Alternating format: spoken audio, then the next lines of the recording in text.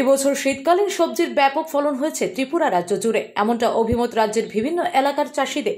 রাজধানী আগরতলা পার্শ্ববর্তী মোহনপুর, ফটিকছড়া, ঈশানপুর, সিমনা ইত্যাদি এলাকায় ব্যাপক পরিমাণে শীতকালীন সবজির চাষ হয়ে থাকে। এবছরও তার ব্যতিক্রম নয়। নবনির্মিত জাতীয় সড়ক ধরে আগরতলা থেকে খোয়াই শহরের দিকে এগিয়ে গেলে রাস্তার দুই ধারে বিভিন্ন ধরনের শীতকালীন সবজির ক্ষেত লক্ষ্য করা যায়।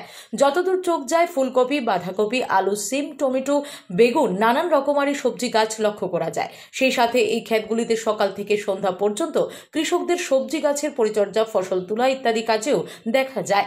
রাজধানীর আগরতলা থেকে প্রায় ৩৫ কিলোমিটার উত্তরের ঈশানপুর এলাকায় ভারত বাংলাদেশ সীমান্তবর্তী কাঁটাতারের পাশের জমিতে ফুলকপি চাষ করেছেন গৌতম দেবনাথ নামের এক চাষি। এখন তার জমি থেকে এই ফুলকপিগুলো তুলে নিচ্ছেন। তিনি এবং তার স্ত্রী দুজনে মিলেই জমি থেকে ফুলকপি তোলার কাজে ব্যস্ত। দাদা, আপনার নাম কি? আমার নাম গৌতম দেবনাথ। এবছর কি কি সবজি চাষ করেছেন শীতকালীন? শীতকালে ওই তো ফুলকপি আর টমেটো আছে আর আলু লাগাইছি। কতটুকু জায়গাতে ফুলকপি চাষ করেছেন? ফুলকপি ধরেন তিনখানি। তো কবে লাগিয়েছিলেন আর এখন বিক্রি শুরু করে দিয়েছেন? ধরেন না, এটা আরো 2 মাস আগে লাগানো।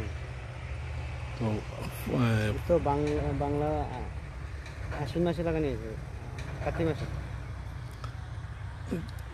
না, ভাদ্র মাসে লাগানো হয়েছে। ভাদ্র মাসে। এমনি লাভ কেমন আছে?